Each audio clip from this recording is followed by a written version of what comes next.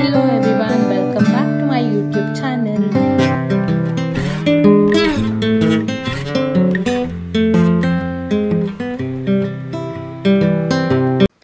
Hi hello ನಮಸ್ಕಾರ ಎಲ್ಲರಿಗೂ ಕೃಷ್ಣ ಜನ್ಮಾಷ್ಟಮಿಯ ಹಾರ್ದಿಕ ಶುಭಾಶಯಗಳು. ಇಲ್ಲಿ ನಾವು ಇವತ್ತು ನಮ್ಮ ಮನೆಯಲ್ಲಿ ಕೃಷ್ಣ ಜನ್ಮಾಷ್ಟಮಿಯನ್ನು ತುಂಬ ಸಿಂಪಲ್ ಆಗಿ ಆಚರಿಸ್ತಾ ಇದ್ದೀವಿ. ಇದು ಕೃಷ್ಣ ಜನ್ಮಾಷ್ಟಮಿಯ ದಿನ ನಾವು ಹಲಸಿನ ಸೊಳೆ ಬರುತ್ತಲ್ಲ ಅದರಿಂದ ಉಂಡ್ಲೆ ಕಾಳು ಅಂತ ಮಾಡ್ತೀವಿ. ಸೊ ಇದನ್ನು ನೈವೇದ್ಯಕ್ಕಿಟ್ಟು ಪೂಜೆ ಮಾಡ್ತೀವಿ. ಅದನ್ನು ನಮ್ಮ ಅಜ್ಜಿ ಇಲ್ಲಿ ಮಾಡ್ತಾ ಇದ್ದಾರೆ. ಇದರ ಹೆಸರು ಉಂಡ್ಲೆ ಕಾಳು ಅಂತ. ಹಾಗೆ ಇಲ್ಲಿ ನಮ್ಮ ಅತ್ತೆ ಅದನ್ನು ಕರೀತಾ ಇದ್ದಾರೆ. ಇದು ಹಲಸಿನ ಹಣ್ಣಿಂದ ಮಾಡುವಂಥ ಒಂದು ಸ್ವೀಟ್ ಡಿಶ್ ಆಗಿದೆ. ಇದು ನಿಮಗೆ ಯಾರಿಗಾದರೂ ರೆಸಿಪಿ ಬೇಕಂದರೆ ಕೇಳಿ, ಅದನ್ನು ಮುಂದಿನ ದಿನಗಳಲ್ಲಿ ನಾನು ಈ ಚಾನಲಲ್ಲಿ ಪೋಸ್ಟ್ ಮಾಡುವ ಸಾಧ್ಯತೆಗಳು ಇವೆ. ಹಾಗೆ ಇವತ್ತು ನಾವು ಬೆಳಗ್ಗೆನೇ ಜನ್ಮಾಷ್ಟಮಿಯನ್ನು ಆಚರಿಸ್ತಾ ಇದ್ದಿದ್ದರಿಂದ ಇಲ್ಲಿ ಇಡ್ಲಿಯನ್ನು ಮಾಡ್ತಾ ಇದ್ದಾರೆ, ಅನ್ನವನ್ನು ಊಟ ಮಾಡಲ್ಲ. ಸುಮಾರು ಮನೆಗಳಲ್ಲಿ ಕೃಷ್ಣ ಜನ್ಮಾಷ್ಟಮಿಯನ್ನು ಸಾಯಂಕಾಲದ ವೇಳೆಗೆ ಕೂಡ ಮಾಡ್ತಾರೆ. ನಾವು ಮಧ್ಯಾಹ್ನನೇ ಮಾಡಿ ಊಟ ಮಾಡ್ತಾ ಇದ್ದೀವಿ.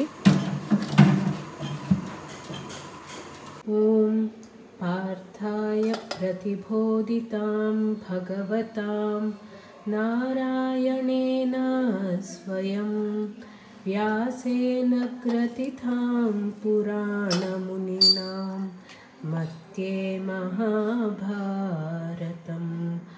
ಅದ್ವೈತಾಮೃತವರ್ಷಿಣೀಂ ಭಗವತೀಂ ಅಷ್ಟಾದಶಾಧ್ಯಾಯಿನೀಂ ಅಂಬ ತ್ವಾಮನುಸಂದಧಾಮಿ ಭಗವದ್ಗೀತೆ ಭವದ್ವೇಷಿಣಿ. ನಮೋಸ್ತುತೆ ವ್ಯಾಸ ವಿಶಾಲಬುದ್ಧೇ ಪುಲ್ಲಾರವಿಂದಾಯತಪತ್ರನೇತ್ರ ಯೇನ ತ್ವಯಾ ಭಾರತತೈಲಪೂರ್ಣಃ ಪ್ರಜ್ವಾಲಿತೋ ಜ್ಞಾನಮಯ ಪ್ರದೀಪಃ. ಪ್ರಪನ್ನ ಪಾರಿಜಾತಾಯ ಸ್ತೋತ್ರವೇತ್ರೈಕಪಾರ್ಣಯೇ ಜ್ಞಾನಮುದ್ರಾಯ ಕೃಷ್ಣಾಯ ಗೀತಾಮೃತದುಹೇ ನಮಃ. ಇಲ್ಲಿ ರಾಧಾಕೃಷ್ಣ ದೇವರಿಗೆ ಪೂಜೆಯನ್ನು ಮಾಡ್ತಾ ಇದ್ದೀವಿ. ಸೊ ಪೂಜೆ ಆದಮೇಲೆ ನೈವೇದ್ಯವನ್ನು ಮಾಡಿ ಒಂದು ಮಂಗಳಾರತಿಯನ್ನು ಮಾಡಿ ಪೂಜೆಯನ್ನು ಮುಗಿಸ್ತೀವಿ.